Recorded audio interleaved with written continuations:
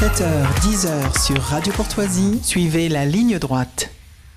Bonjour Jordan Florentin. Bonjour Maud et bonjour à tous. En 2035, l'islam pourrait être majoritaire en France. Et oui, c'est un triste constat. Ça faisait longtemps qu'on n'avait pas parlé d'islam à votre antenne. Alors, chère Maud, chers auditeurs de Radio Courtoisie, bonjour à tous. Alors, l'actualité étant ce qu'elle est, on s'est égaré ces derniers jours jusqu'en Nouvelle-Calédonie, on s'est laissé porter par les débats des élections européenne, par la victoire d'un homme, oui je précise un homme, à l'Eurovision, par la défaite à venir de la culture française au JO 2024, ou devrais-je dire au JO Woke, comme certains les appellent, avec l'identitariste malienne Aya Nakamura. On s'est laissé un tout petit peu émerveiller, surtout vous, par les paillettes des stars à Cannes. On s'est laissé porter en Ukraine par la guerre dont se sert Valérie Ayé pour ses intérêts. Et puis on a aussi entièrement consacré notre attention sur les atrocités commises par le Hamas en Israël et les pleurnicheries des porte-paroles de cette bande armée que sont Rima Hassan et Louis Boyard. Et puis, eh bien, nous aurions presque oublié la plus grande actualité qui menace au cœur la France et les Français, une actualité bien plus sombre, bien plus froide, malheureusement pas autant que le manteau blanc d'église qui recouvre nos campagnes, mais aussi froide que les lames des terroristes et des couteaux qui massacrent chaque jour des innocents comme Matisse dans nos rues.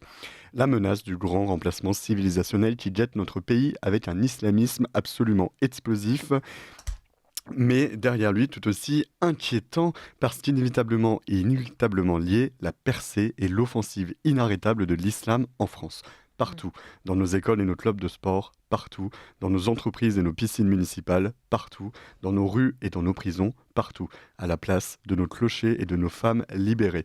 Oui, l'islam pourrait être majoritaire en France en 2035 et ce n'est pas moi qui le dis. Alors cette prépondérance de l'islam en France, elle est inévitablement liée à une disparition du christianisme, vous allez en parler, mais vous vouliez citer un spécialiste de ces questions. Oui, Maud, j'invite tous vos auditeurs et au-delà à aller écouter un entretien passionnant de Guillaume Cuchet, je vous invite à l'inviter. Il est universitaire, historien spécialisé dans le catholicisme contemporain. Il est auteur notamment de 2 livres qui ont fait date, Comment notre monde a cessé d'être chrétien et Le catholicisme a-t-il encore de l'avenir en France. Et nous l'avons reçu précisément ce week-end de Pentecôte chez Boulevard Voltaire, un week-end qui a été marqué par le pèlerinage de Chartres. Vous en avez longuement parlé à votre antenne, avec plus de 18 000 pèlerins. C'est un événement qui attire, on le sait maintenant, de plus en plus. Nous y reviendrons. Eh bien, que dit-il, Guillaume Cuchet ? Tout simplement que cette religion, le christianisme qui a modelé notre pays pendant des siècles, pourrait devenir très vite, c'est important, très vite, minoritaire. Il affirme dans notre entretien que chez les 18-59 ans, l'islam pourrait devenir majoritaire d'ici 2030-2035. Rendez-vous compte, on parle de 5 années, au mieux 10.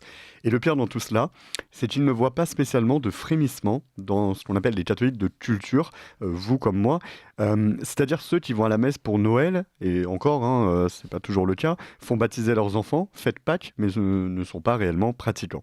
Pas de frémissement pour contrer cette poussée de l'islam, on en viendrait presque à évoquer, comme je le fais régulièrement à votre antenne, cette notion de remplacement soft, à bas bruit, de Français qui finalement, 1, ne se voient même pas disparaître, 2, ne voient pas ce qui disparaît, car elles n'ont pas conscience de ce qu'ils perdent.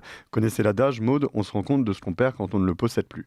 Si je vais faire un peu d'humour, je dirais, c'est chaque fois que je quitte ce studio, je me dis, je ne vous reverrai pas avant une semaine, ce qui me fend le cœur. Je comprends, Jordan. Cette lente disparition du christianisme au profit de l'islam a aussi été théorisée, analysée par la philosophe Chantal Delsol, avec qui vous aviez pu en discuter il y a déjà plusieurs années. Ce n'est donc pas un phénomène nouveau, vous vouliez en dire un mot ? Oui, alors en effet, c'est vous-même qui aviez eu la chance de recevoir à votre antenne la philosophe Chantal Delsol en novembre dernier, à l'occasion de la sortie de son livre « La fin de la chrétienté ». Moi, j'ai eu la chance de la rencontrer en 2015, alors ça commence à dater, mais c'était dans cette grave période des multiples attentats islamistes qui ont secoué la France, Charlie Hebdo, le Bataclan. Et déjà à l'époque, l'essayiste Delsol dressait le constat de la fin de la christianisation de notre pays, mais elle fait un constat qui est intéressant, c'est que elle, de son côté, elle la voit remplacée par un monde païen et des valeurs païennes. Alors on peut y mettre ce qu'on veut, la consommation à outrance, l'artificialisation des liens, la superficialité de tout, le wokisme aujourd'hui. Et déjà à l'époque, j'ai posé cette question à Chantal Delsol, mais alors demain, si la France n'est plus chrétienne, par quoi la remplacera-t-on ? Quelles seront les valeurs qui la guideront ? Et honnêtement, elle n'a pas vraiment su m'apporter de réponse, hormis les notions d'école, de famille, de travail, de nation, de culture. Enfin, toutes ces notions pourraient être sous un régime musulman. Alors, en effet, ces valeurs sont louables et l'on peut imaginer que ce sont les piliers nécessaires à tout peuple, en plus de la langue, du vêtement, de la gastronomie. Et s'ils ne pratiquent plus majoritairement le christianisme, au moins un héritage historique commun là-dessus. Sauf que n'avions-nous pas anticipé à l'époque ? Eh bien, ce que l'historien Guillaume Tuchet décrit, la chute de l'héritage chrétien, la fin de son apprentissage à l'école, la destruction de nos églises. Et surtout, si vous m'avez suivi, Maud, alors, qu'est-ce qui est venu faire son nid dans le vide que nous avons laissé ? Alors, est-ce qu'il y a, je vous réponds pas, mais est-ce qu'il y a d'autres sources, d'autres motifs et explications du remplacement du christianisme par l'islam en France ? Alors, une première explication, Maud, bien sûr, je n'ai pas besoin de vous faire de dessin. Je vous cite à nouveau cet historien en question. Il dit « L'immigration est un élément majeur de recomposition de la scène religieuse en France » et il insiste sur un élément intéressant. Il dit « Les Français de souche sont, eux, sécularisés et les immigrés arrivent, eux, avec des niveaux de religion bien plus élevés. » Comprenez donc qu'on pratique la religion de manière bien plus intense dans les pays, notamment africains, dont sont issues nos fameuses chances pour la France. Mais ce n'est pas tout, car Guillaume Tuchet formule quelque chose de très intéressant. Il explique que le christianisme n'a jamais été, en France, n'a jamais eu besoin d'être identitaire. Puisque, partant du principe que 98% des Français, fut une époque bien lointaine, étaient catholiques, cela était naturel et ce n'était pas voué à être défendu bec et ongle face à quelque chose. On devenait, j'ai envie de dire, chrétien de père en fils. L'islam serait en train d'envahir la France car les Français d'ascendance catholique eux-mêmes sortent de la matrice catholique, sont ces mots. Alors je l'ai dit, je le redis à votre antenne, avant de reprocher aux arrivants de nous imposer leur code et leur religion, nous devons nous-mêmes nous poser les bonnes questions. S'il y a un vide, il est aussi évidemment de notre faute.